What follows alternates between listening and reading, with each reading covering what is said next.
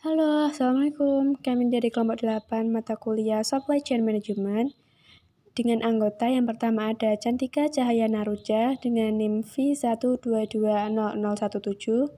Yang kedua ada Iva Sulistiawati dengan NIM V1220038. Yang ketiga ada Salma Devi Ayu Santika dengan NIM V1220086. Di sini kita mau membahas mengenai yang pertama ada tahapan dasar dalam rantai nilai yang diuraikan dalam studi kasus. Yang kedua, interkoneksi antara strategi produksi dan distribusi di Dell dan Lenovo. Yang ketiga adalah strategi MTO dan MTS. Yang keempat ada keuntungan dan kemungkinan batasan VMI di Lenovo.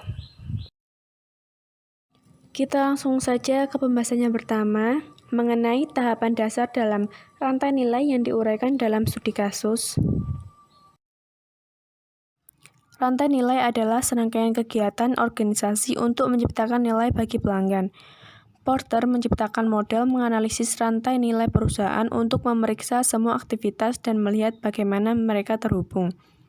Analisis ini mengidentifikasikan peluang, penghematan biaya, dan diferensiasi dalam siklus produksi di antara aktivitas yang terhubung dan pada akhirnya akan mempengaruhi laba dan membantu memahami sumber nilai organisasi Anda. Yang pertama, ada aktivitas utama, kegiatan yang berhubungan langsung dengan penciptaan fisik, penjualan, pemeliharaan, dan dukungan produk atau layanan. Contohnya yang pertama ada inbound logistik, semua proses yang berkaitan dengan penerimaan, penyimpanan, dan pendistribusian input secara internal.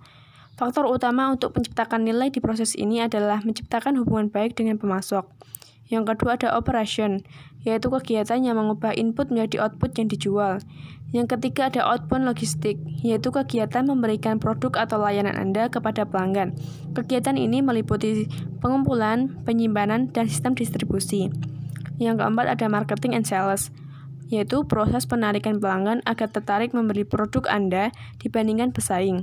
Manfaat yang ditawarkan dan seberapa baik Anda mengkomunikasikannya merupakan sumber nilai di sini.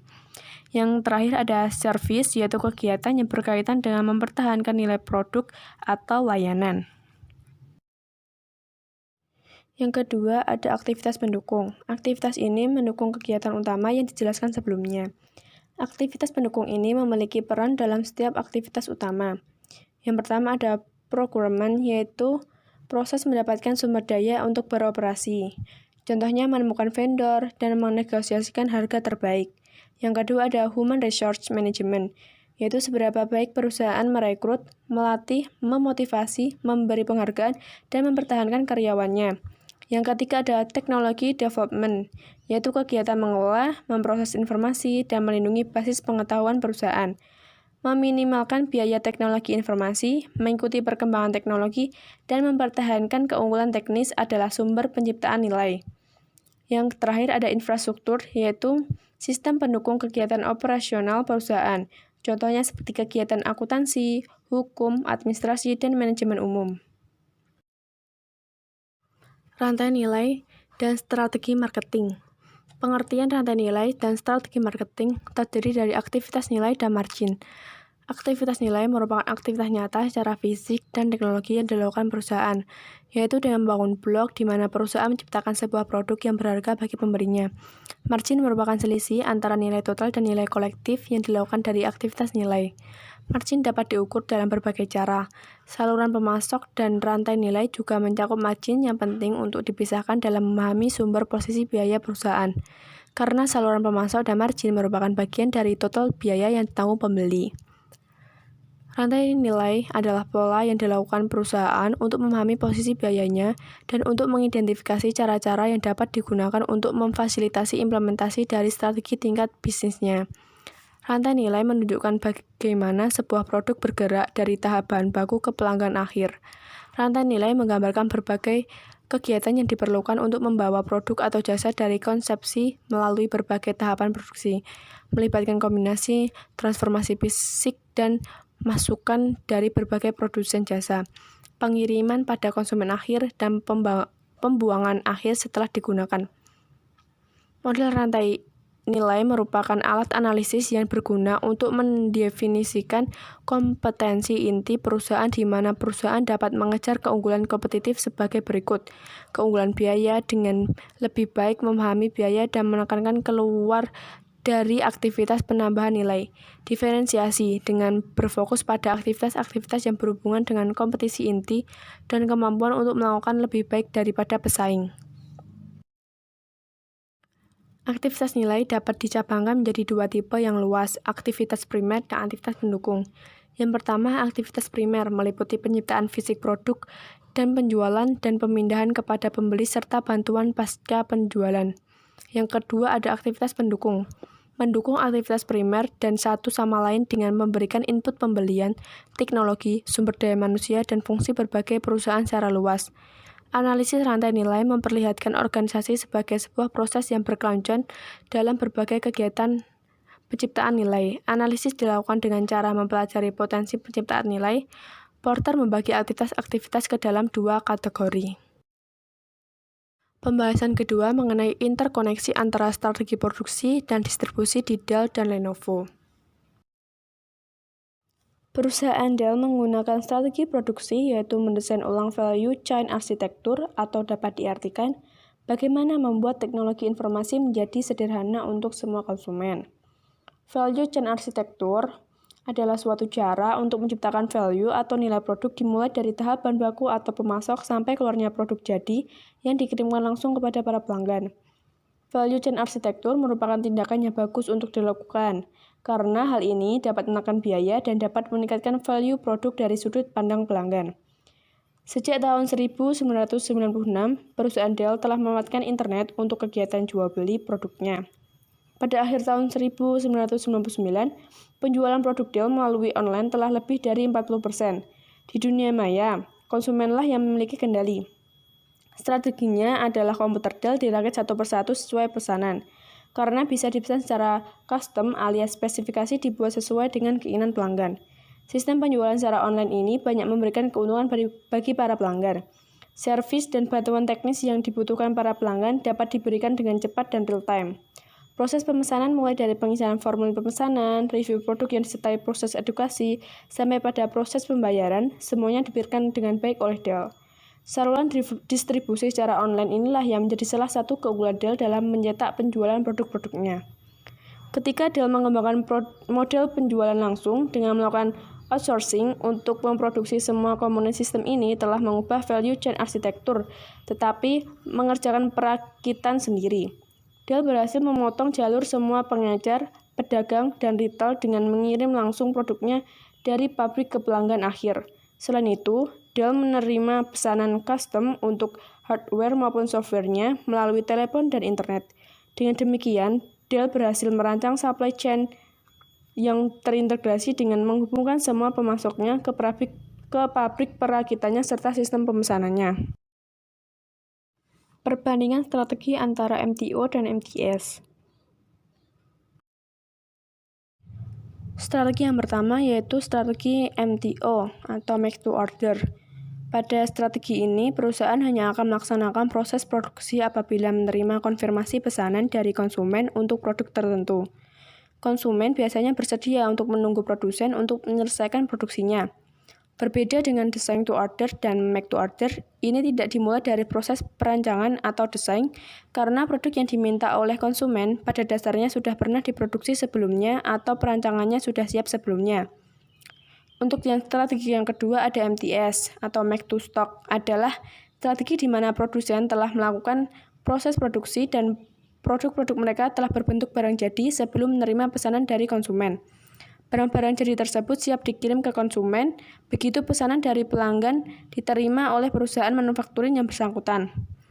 Strategi Make to Stock memiliki resiko yang tinggi karena mempunyai persediaan yang banyak sehingga biaya-biaya yang berkaitan dengan persediaan juga menjadi banyak. Namun, kelebihannya adalah dapat dengan cepat merespon permintaan konsumen sehingga konsumen ataupun pelanggan tidak perlu menunggu waktu yang lama untuk mendapatkan produknya. Strategi Make to Stock ini sering digunakan oleh perusahaan manufakturing yang membuat barang-barang konsumsi seperti peralatan rumah tangga, bahan-bahan pokok, produk makanan, dan mainan anak. Pada umumnya, perusahaan-perusahaan ini memiliki sistem peramalan yang akurat dalam mengurangi resiko yang dihadapinya. Product Positioning Strategy of Production System. Untuk variasi produk dari MTO ada beberapa, MTS ada sedikit. Volume dari MTO ada sedang, MTS ada banyak. Titik acuan order, MTO adalah produksi, dan MTS adalah pengiriman. Landasan produksi dari MTO adalah order pesanan, sedangkan MTS adalah peramalan. Untuk persediaan, MTO itu adalah bahan baku, dan MTS adalah barang jadi. Untuk lead time, MTO adalah sedang, dan MTS adalah segera. Untuk peralatan, MTO adalah general purpose, dan MTS adalah special purpose. Untuk para pekerja, MTO adalah pekerja terlatih, dan MTS adalah biasa. Pembahasan yang terakhir mengenai keuntungan dan kemungkinan batasan vendor managed inventory di Lenovo. Pengertian vendor managed inventory atau biasa disingkat VMI, menurut Mahamani dan Raul tahun 2010, yaitu sebuah strategi dalam rantai pasok di mana pemasok melakukan penanganan persediaan dengan menggunakan media komunikasi terkini sebagai online messaging atau data retrieval system. Keuntungan penerapan VMI sendiri yaitu untuk mengurangi biaya simpan baik pada pemasok maupun retailer dan peningkatan customer service level seperti dengan pengurangan waktu siklus pemesanan barang dan peningkatan frekuensi penggantian atau pengisian persediaan. Strategi Lenovo yaitu melakukan kegiatan jual beli secara tatap muka. Lenovo juga menggunakan pola pembelian VMI di mana pembeli tidak lagi memutuskan jadwal pemesanan dan kuantitas pemesan. Namun pembeli harus memberikan informasi secara aktual tentang permintaan dan pelanggan mereka, persediaan yang tersedia, dan informasi kegiatan yang menyebabkan peningkatan permintaan. VMI mengandalkan berbagai informasi antara pemasok, pihak ketiga, dan Lenovo, dan memastikan pengiriman bahan yang diperlukan untuk produksi tepat waktu.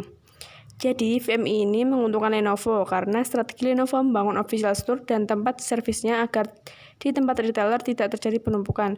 Dan Lenovo menyediakan produknya langsung di official store-nya, sehingga konsumen bisa memilih produk mana yang akan dipesan. Dan hal tersebut dapat mengurangi waktu siklus pemesanan barang daripada harus melakukan pre-order. Dan disediakan tempat servisnya agar konsumen langsung ke official store-nya dibandingkan harus melalui sistem online. VMI juga menguntungkan konsumen karena informasinya lebih terbuka mengenai level persediaan dan juga jumlah permintaan konsumen dari pihak retailer terhadap pemasok. Jadi pihak pemasok dapat melakukan perencanaan produksi, penjadwalan pengiriman barang, pemenuhan persediaan retailer, perencanaan pembelian, serta proses logistik lainnya dengan lebih baik.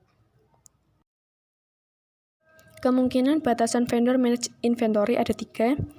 Yang pertama ada inventory balance constraint, yang kedua adalah binary constraint, yang ketiga ada non-negativity constraint. Untuk yang pertama, inventory balance constraint digunakan karena sesuai dengan kenyataan bahwa jumlah inventory pada tiap periode bergantung pada jumlah inventory di periode sebelumnya, jumlah barang yang dipesan pada periode yang bersangkutan, serta jumlah permintaan pada periode tersebut. Yang kedua adalah binary constraint, digunakan untuk menentukan kapan terjadi pemesanan, di mana constraint ini akan bernilai 1 ketika pada periode tersebut terjadi pemesanan, dan akan bernilai 0 pada periode tersebut jika tidak terjadi pemesanan. Yang terakhir ada non-negativity constraint, digunakan karena sesuai kenyataan bahwa jumlah inventory dan jumlah barang yang dipesan tidak akan bernilai negatif. Jika ada yang bernilai negatif, maka akan dikatakan stock out. Cukup sekian presentasi dari kelompok 8. Apabila ada salah kata, kami mohon maaf. Dan apabila ada pertanyaan, mohon disertakan melalui kolom komentar yang tersedia. Terima kasih. Wassalamualaikum warahmatullahi wabarakatuh.